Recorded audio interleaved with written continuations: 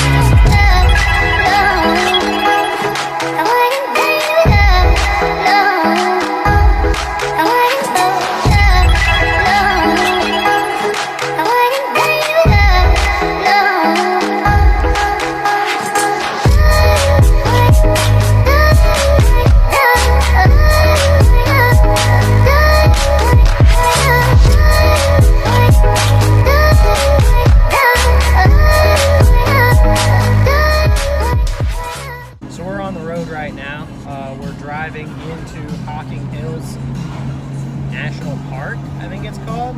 Whatever. Anyway, my boss set up a route that we're going to drive, and we're just starting it, but some lady was lost in her Prius, and so we are escorting her in her Prius to where she was going with the full caravan of all of us. So that's what's going on right now. One of the other kids here, a Holland in his Golf GTI, the red one, you've already seen it.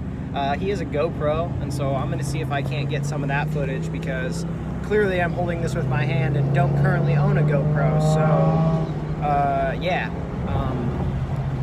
I'll try to keep you guys updated, but I don't know how much of this you're going to be able to see, because this is not exactly the best idea to drive curvy roads and record with one hand.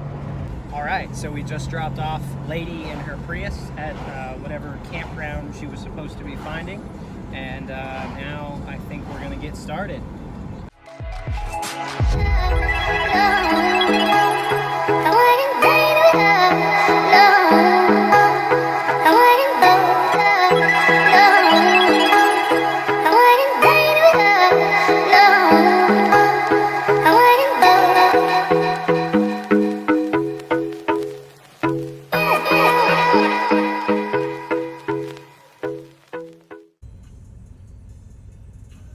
So we're sitting here waiting right now because I think we left the other ones behind. That was a pretty intense little stretch of road though. I'm assuming we'll see them eventually, but I don't know what we're waiting, like, I don't know how far back they are or anything. They were with us when we started that little section, and we've only been driving for maybe 10 minutes, but it was pretty intense. It was a lot cooler than what I was expecting.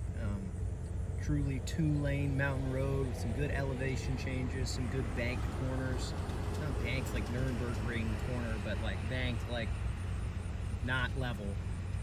It was pretty cool, but I'm starting to get a little bit worried. She was all the way up at like nearly 260, and I was gonna look at what temperature we enter limp mode, but I don't, like, there's no service, so I can't look. So just kind of waiting. You can see my boss in the C6 Z06 is getting a little bit impatient, and so is this gentleman in the Type R, whose name I don't know, but seems nice. I was kind of annoyed the Type R actually pulled on me, and A stock one shouldn't do that, but I actually haven't got this thing tuned yet. So maybe that's a reason, or maybe I'm just trying to make myself feel better about being inadequate. Who knows? My check engine light does keep popping. It says that the heater circuit of the sensor 1 bank 1, which is the one that is in the header, says the heater circuit is bad, and so I need to check that out. It seems to trigger when I go near a red line pretty consistently, so I guess I'll test that as we do this drive, because there's a lot of that going on here. Looks like he just got impatient and we're just gonna go. I don't know. I guess we'll go. It looks like we're going back the way that we came to check out and make sure that everybody's okay. Since we have no cell service, I think maybe we're just going to make sure the rest of the group made it okay.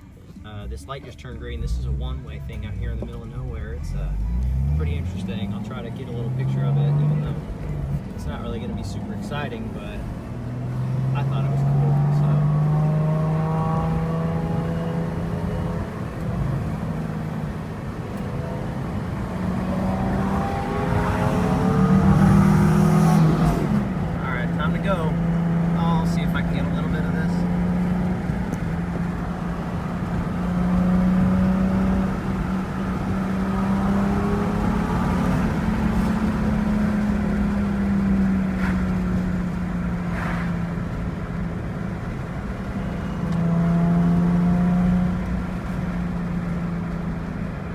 Here's to hoping we don't come up across one of them wrapped around a tree or something.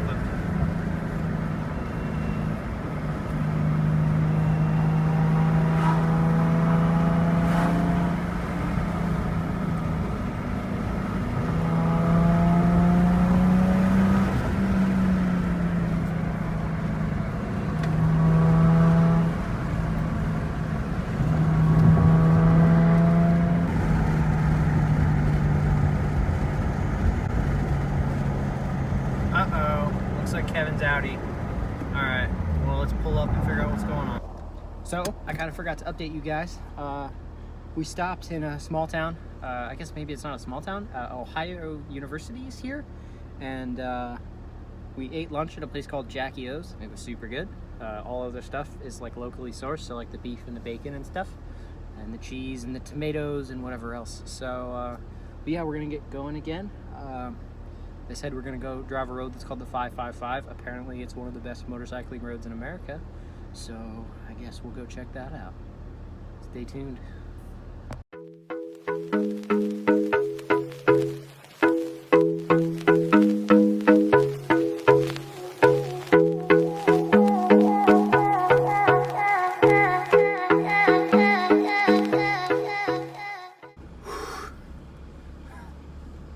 That was intense.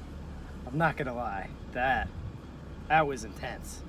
I'll try to get some GoPro video of that drive. That was intense. So it was US Highway 555. Eventually I'm gonna stop that from happening.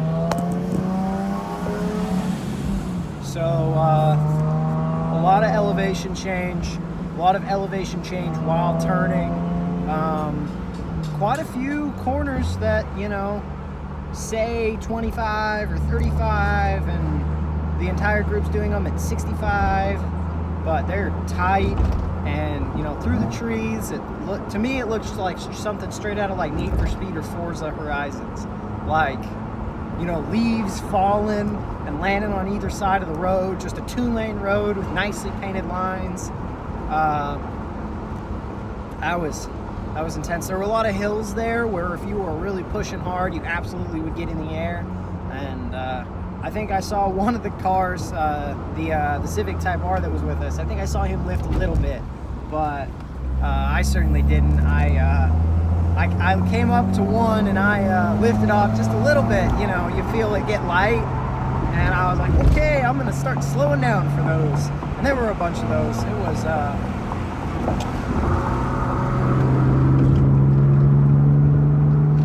overall a fantastic experience. If you live in Ohio and you haven't been down to Hocking Hills, I absolutely recommend you go. But my biggest recommendation to you is the recommendation my dad always told me when I would ride with other people on motorcycles, is ride within your limits or drive within your limits. Just because somebody else approaches a corner at, 80 miles an hour does not mean you should. Because, like, I come up to a lot of these corners and then, maybe they know what's coming but you don't, or maybe, their tires are significantly better than yours or whatever, but, take it at your own speed. And I had to exercise that a lot today because, with a C5 and C6 Z06 in the pack in front of you, moving, you're like, oh, I should be able to keep up with them, but you probably shouldn't. Even if maybe your car could, maybe you should. So, yeah, overall that was awesome, and I hope that I can get some footage so that you guys can see what was so awesome about it. But yeah, I didn't overheat the car, I didn't put it in a limp mode, but pretty much every time I got near 260, I just like backed off and like let it cool back down, which was still actually a really fun drive. I mean, I feel like that drive would be fun if you did it at 35 miles an hour. It would still be really cool. So I highly recommend that you give it a try. I'm gonna go home now and do normal person stuff. I gotta do laundry and dishes and all that crap before I go to work tomorrow. So thank you all for tuning in, and hopefully this was entertaining. I guess. I don't know. Bye.